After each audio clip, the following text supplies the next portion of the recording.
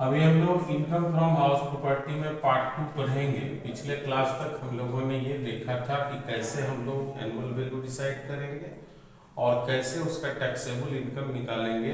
उसका मैंने फॉर्मेट बताया था। मैंने ये बताया था कि आपको कुछ नोट्स इसके लिए लिखाएंगे, तो वो देखिए। सबसे पहले म्युनिसिपल टैक्स के बारे में जान लेते हैं। म्युनिसिपल टैक्स का डिडक्शन पेमेंट बेसिस पे होगा, मतलब जो ड्यू है तो डिडक्ट नहीं होगा। और म्युनिसिपल टैक्स का भी डिडक्शन तब मिलेगा जब ये पेड किया जाएगा ओनर के द्वारा या ओनर के बिहाफ टेनेंट के द्वारा।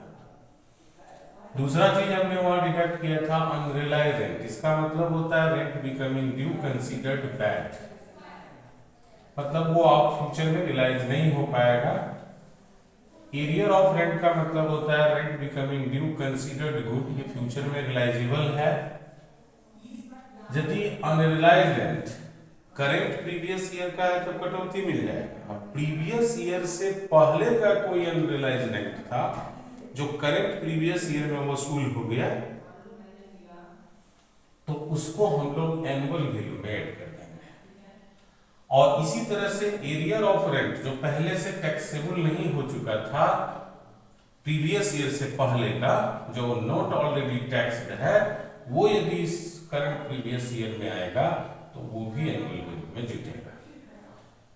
एरियर ऑफ रेंट और अनरियलाइज्ड रेंट में थोड़ा सा डिफरेंस कर लेते हैं। एरियर ऑफ रेंट का मतलब होता है कि रेंट ड्यू हुआ और लैंडलॉर्ड को वो फ्यूचर में रियलाइजेबल हो गया। अभी हो सकता है टेनेंट के पास पैसा नहीं हो, किराएदार के पास, तो वो नहीं पे किया, लेकिन वो फ्यूचर में पे कर देगा।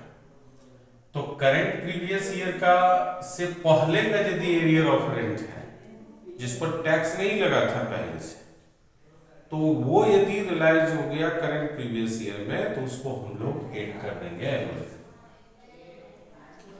आगे आते हैं interest on loan. Interest on loan का भी डिडक्शन मिलता है सेक्शन 24 में। तो इंटरेस्ट ऑन लोन का डिडक्शन जो मिलेगा वो तब मिलेगा जब लोन हाउस प्रॉपर्टी के लिए लिया गया है। पिछले क्लास में हमने बताया था कि बेटी के शादी के लिए और बेटे को इंजीनियरिंग कॉलेज में भेजने के लिए लोन लिया, तो उसका कटौती यहाँ नहीं मिलेगा।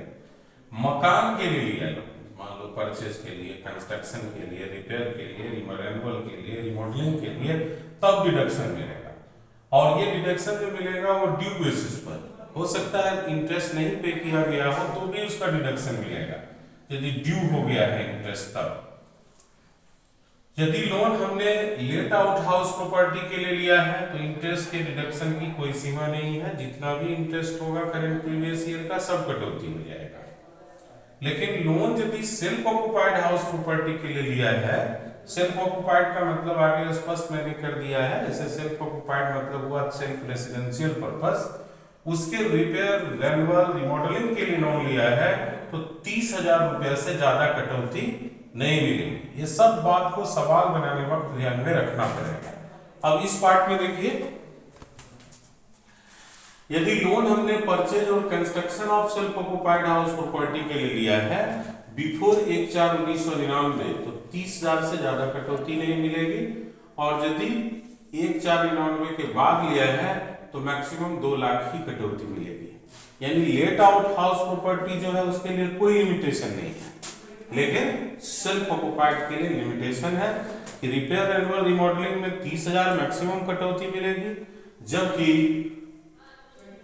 परचेज और कंस्ट्रक्शन के लिए लोन लेगा तो 1/4/1999 से पहले के लोन पे 30,000 और बाद वाले पर मैक्सिमम 2 लाख कटौती मिलेगी। सेल्फ ऑक्युपाइड का मतलब होता है सेल्फ रेसिडेंशियल पर्पस। यदि सेल्फ बिजनेस और प्रोफेशन का मकान है तो उसको तो आपको कंसिडरेट ही नहीं करना है इस चैप्टर के अंदर।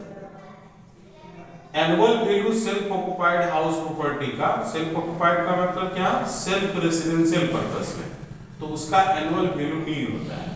यानी एनुअल वैल्यू नील होता है, आगे की सारी प्रक्रिया होगी, मतलब जीरो में आपको सब चीज घटाना है, तो loss from house property answer आ जाएगा। आगे हम लोग देखते हैं कि यदि मान लीजिए करदाता के पास एक से ज्यादा मकान है तो अलग अलग वैल्यूशन करेंगे। एक मकान से लॉस आ रहा है, दूसरे से प्रॉफिट आ रहा है, तो आपस में एडजस्ट हो जाएगा। यदि हाउस प्रॉपर्टी से लॉस हो रहा है तो उसको आप सैलरी इनकम से भी एडजस्ट कर सकते हैं। लेकिन बिजनेस के इनकम से एडजस्ट नहीं कर सकते हैं, not adjusted with business income. आगे बिजनेस इनकम भी पढ़ेंगे, तो बिजनेस इनकम से हाउस प्रॉपर्टी के लॉस को एडजस्ट नहीं किया जा सकता।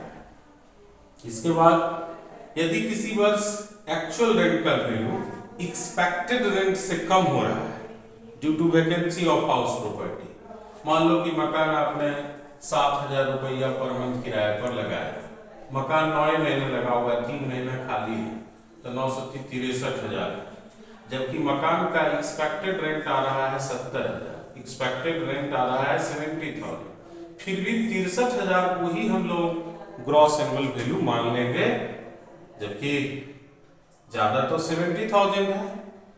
ये कम इसलिए हो रहा है कि मकान वेकेंट है। इस बात को ध्यान में रखना है कि मकान के यदि वेकेंट रहने की वजह से एक्चुअल रेंट का वैल्यू एक्सपेक्टेड रेंट से कम हो रहा है, तो एक्चुअल रेंट को ही हम ग्रॉस एनुअल वैल्यू मानेंगे। और वैकेंसी का मतलब होता है कि मकान को ना तो यूटिलाइज ओनर कर रहा है और ना किराएदार कर रहा है, यानी मकान कंप्लीटली खाली है। मैंने लिखा है नॉट यूज्ड बाय ओनर और टेनेंट एट ऑल। 2 महीना के लिए भी मकान यूटिलाइज हो गया तो उसको वैकेंट मकान नहीं माना जाएगा। तो इतना बात आप लोगों को ध्यान में रखना पड़ेगा सवाल बनाने वक्त, तभी आपसे सवाल बनेगा।